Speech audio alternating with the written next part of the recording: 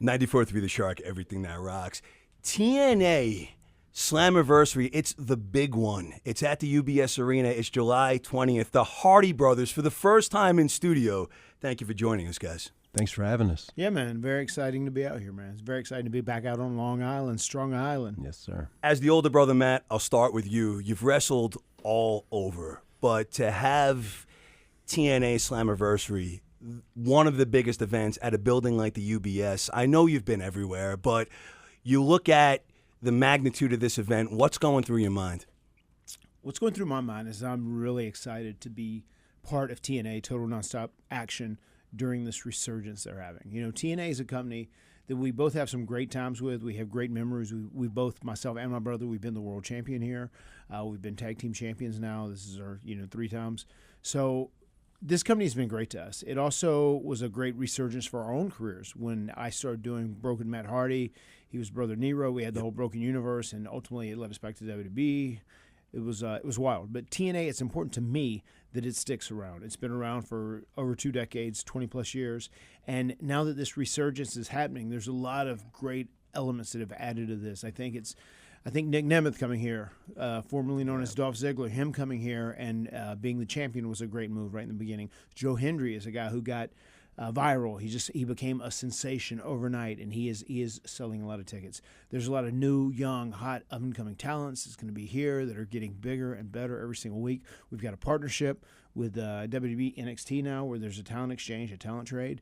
And just on top of all this, I feel like it was very important that the Hardy Boys were here. We have wanted to have like a great last run, to kind of like bookend our career in many ways.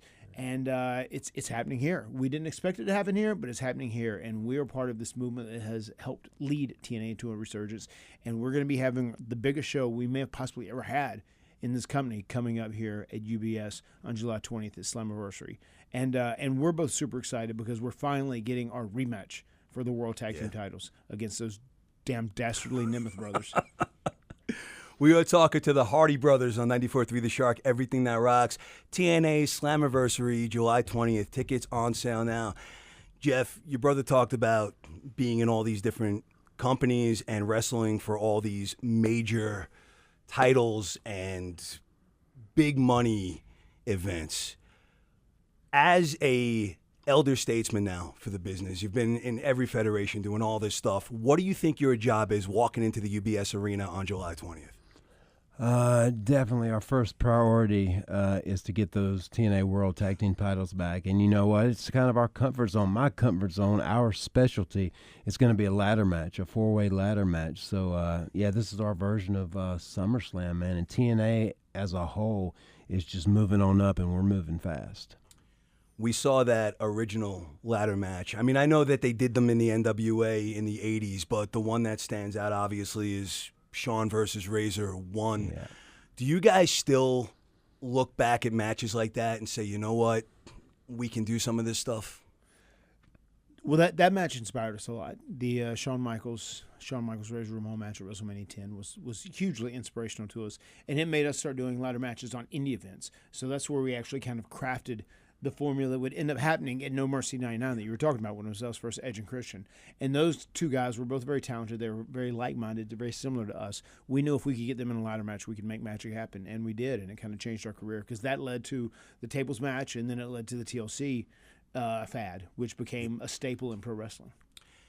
Jeff, we are looking at you guys coming to the UBS Arena July 20th for TNA Slammiversary.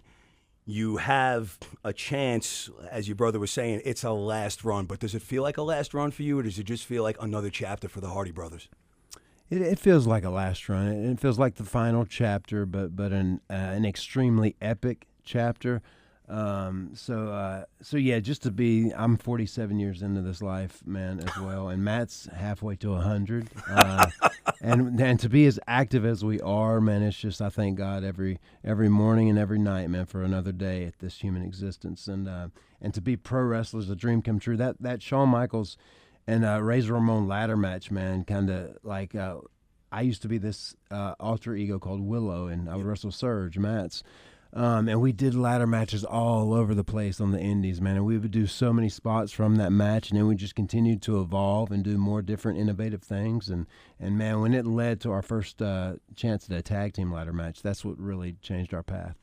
So I want to go back and forth between you, but you brought up the Will-O-the-Wisp character, who was one of my favorite comic book characters, and I think I've waited pretty much my entire life to ask you, why such an obscure Marvel character to model yourself after on the indies? I just always was attracted to whatever it actually really is. It's Will-O-the-Wisp, Jack-O-Lantern, Ignis Fatuus is like a phosphorus gassy light or something in a swamp is what I think of. Yeah, it's Australian. Yeah, the whole myth behind the Will-O-the-Wisp character, and the character you're talking about was had a different spelling too, where it was Will dash O the Wisp. Yeah, and he just kind of modified that a little bit.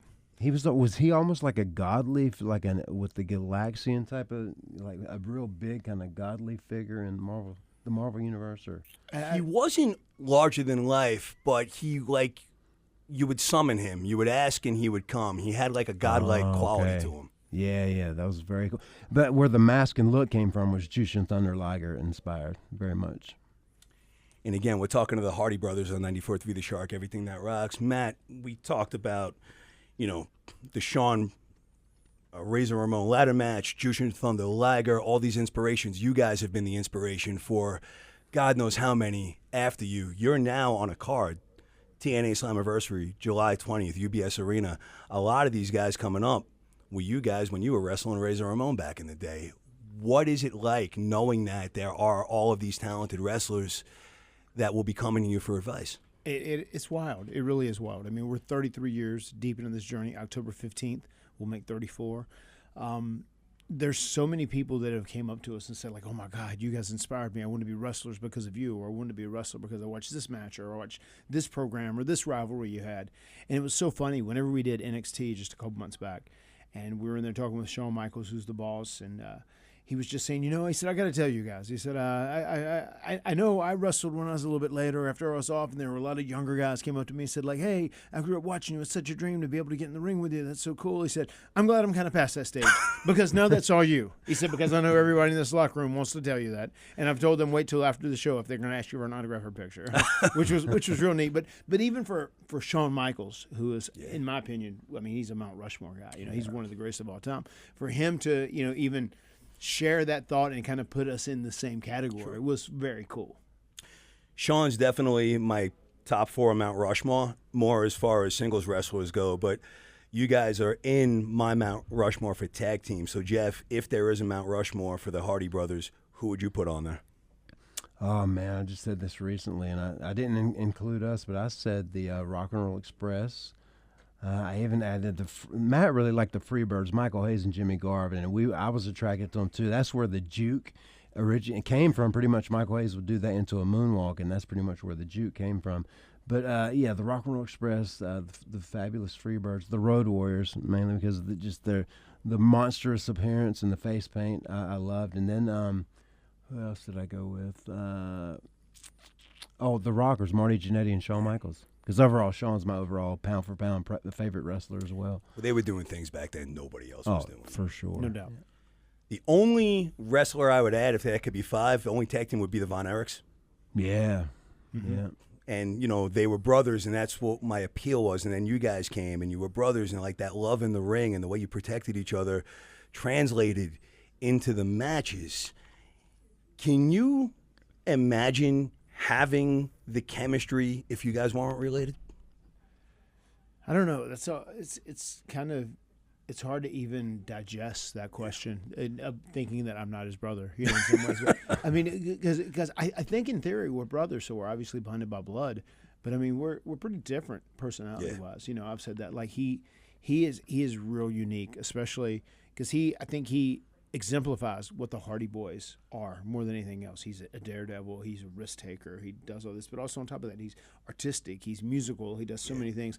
And me, on the other hand, I feel like more than being a death-defying daredevil, I feel like I'm a little better when I'm giving like a over-the-top character to play, where I can almost be larger than life, where I can be delusional even. I mean, Matt Hardy, version 1, the Sensei Manitou. That was the best thing ever. Big Money Matt or Broken Matt, whatever it may be. I feel like that's where I really thrive. Jeff, it's got to be, over a decade and a half since the book came out. And it's been over 20 years. Has it? Yeah, 2003. I remember you talking about your alternative music taste then. Music's changed a lot. So what is on the playlist of Jeff Hardy now? Oh, man, I like it all. Probably overall, as far as bands go, I'm really into Bring Me the Horizon, a band. I think they're from the UK. But yeah, I love it all, man. Imagine Dragons, was really into them for a while, but and still Pearl Jam, man, is my overall. I just saw them with my family in Raleigh, North Carolina, a few months ago, and they were great. I think it was the 5th time I've seen them, and I was going, man, I hope that, because I've never heard them perform Light Years in present tense, and luckily enough, man, about the 4th and 5th song, it happened real early, present tense, and then Light Years, and I was just such a like childlike fan, dream of mine to be there with my children and just to be enjoying the universal language of music we all understand if we allow ourselves to go there. But yeah, I listen to pretty much everything. I'm like the Lord. I love it all. Matt, you spoke in the book about growing up with commercial rap at the time. Rap has also changed drastically in the last 20 years. So are you still into commercial rap, whatever commercial rap is now, or have your taste changed? I mean, rap is so all over the place nowadays. You know, there's SoundCloud guys, there's these guys. It's just hard to keep up with everything. I mean, I still like old school rap, and you know, once again, maybe I'm aging myself, but it is what it is. I still dig all that stuff. I think it is tested and tried and true. You talk about that book. Something I just wanted to mention is that we're excited to do other books now, because like we did that in 2003 and we were successful. We were very popular, and the reason they gave us a book, we were super young in our career, right? We started on TV in 1998 and we started writing the book in late 2001. You know, we wrote it all throughout 2002. It came out in 2003. I mean, we hadn't really even lived life then. Like now, holy shit. Like we have lived lives. I mean, I have lived so many lives. It is hard to explain. So is he. Yeah. I mean, we have lived just incredible lives. I mean, I've done almost everything you could possibly imagine doing in life in some capacity. So that's one thing we're excited to do, actually write books again. And I know Jeff has actually been working on some just himself. But we really have a story to tell now. That was inspirational, I think, especially us coming up, born to mom and dad. And our mom died when we were young. She had brain cancer, and then our dad raised us, and we were very poor. We had a lot of land, but we worked hard on the farm and all this, and just to come out of Cameron, North Carolina, in the middle of North Carolina, very, very, very small town, and be able to make it with no connections in the business. It was a pretty strong statement, I think, of our drive and grit to try and do this. But that's kind of what the book was based about, and our journey into doing it, and it was inspirational to a lot of people, and that makes me proud. But like, man, it really makes me think about how amazing our stories would be now. Yeah, I need to go back through Exist to Inspire and like read it all again, because I think it might help me with this new project. I kind of started, but man, it was like kind of overwhelming when I got into it. So I got like 4 years of throughout my alcoholic stuff of like an alcoholic diaries. I don't know if you remember, Nikki Sixx put out a book called The Heroin Diaries. Absolutely. And I guess when I was journaling, I said, man, if I know I'm all screwed up from this, I might as well write about it and see what happens. But yeah, I got like 4 years worth of that stuff. So I started trying to go back through it page by page, man. And I wrote a few pages, man, but it was kind of overwhelming. And I was like, oh my God, I got to have some professional help maybe to get this put together the way it should be, produced. You got a book right there. You got a couple projects to put out. More money. Yeah. You get the more money. When bands come in after decades, I ask this question, and I have to be careful how I ask it because I think it will translate well. But when you look back now, matches, things that you do, has anything changed meaning? Has things meant something different to you now, looking back 20 years later? I don't know. I would say, from my perspective, I still have the same passion I had when we were kids. I still want to be creative. I want to be innovative. I want to try and come up with new concepts and do new things, think outside the box. I'm big on that. I would say probably, if anything, the biggest thing that has probably changed for me, just because I'm a dad and I have kids who want to play with me and who I want to see. I want to see them through being adults. I probably think about things that I would do. I'm a little more safe. I'm probably a little more mindful of the risk I would be taking and try and calculate things a little better. Yeah, and I'm like more of a moment guy. Like even The last time I did a pretty big swanton out in the crowd through a table that was very similar to the one I did back in '99 in Madison Square Garden. It was the first ever tag team tables match, and it was me putting Devon through the table out there in the crowd, whatever that thing is called. But then the one I did recently in TNA was almost just like it. But man, that's kind of what I live for, man. Just the fear, being part of the fun. Going, I think I can do this. Oh my God, I don't know. It's real sketchy. Am I going to get hurt? You know, but that fear is kind of part of the fun, man. And after that match, I was on cloud 12, man. I was like so excited that I pulled it off, and it was so smooth and you know, close to perfect. So yeah, I just live for those moments. And we were talking about the spear Edge gave me. That's like an immortal moment as well. You know, it's just will live forever. So yeah, those big moments that you can dream up in your head when you can bring them into reality, man, it's always exciting. That moment he's talking about was at Final Resolution in December, and it was at Center Stage in Atlanta. It was unbelievable. His timing and his aim was just impeccable. It was incredible, and it really did. It looked like the one he did to Devon and MSG. You guys have looked amazing. TNA Slammiversary, July 20th, UBS Arena, tickets on sale. Gentlemen, I know I could sit and talk wrestling until tomorrow, but I know you guys got a lot to do, so I have one more question each. Matt, the last time I saw you in person, your son was like 3 years old. He was like running around. He was like a little kid at the time. And what is it like now that your kids are older and can finally appreciate what dad does for a living? It's interesting. It's really interesting, especially so my younger son, Bartholomew, he's a little more sarcastic, a little more blunt. He'll throw stuff out there. It's just so funny. Like, we'll be walking through a store if we're shopping or whatever. It's like, oh my God, hey, can I have a picture? He says, "Are you a Matt Hardy fan?" You know, and it's almost like he's halfway annoyed. But he's funny. He said, "That's cool. That's cool. You can take a picture." You know, like he gives them permission. But it's neat. I mean, I think they dig it. They think it's pretty cool that we're on TV, and it's still, considering my brother is, and you know, they know him as Tio. Yeah. I think they think probably most people's parents are. I think my oldest son, he knows how kind of special it is, what we've done and how long we've done it. So, and probably, where was that at when you saw me? It was in St. James. It was at a House of Hardcore show for Tommy. Yeah. That was Maxwell. He just turned 10. So, time flies. That was 7 years ago. Yeah. And Jeff, I want both of you guys to answer this if you don't mind, but if you were to explain to a stranger why, with their last $50 or whatever it is, they would spend money on a ticket to go see TNA Slammiversary July 20th, how would you sell it to them? It's guaranteed total nonstop action, man. And the Hardys in a ladder match to possibly win the TNA World Tag Team titles again, man. I mean, it's going to be well worth every bit of money you spend to get it.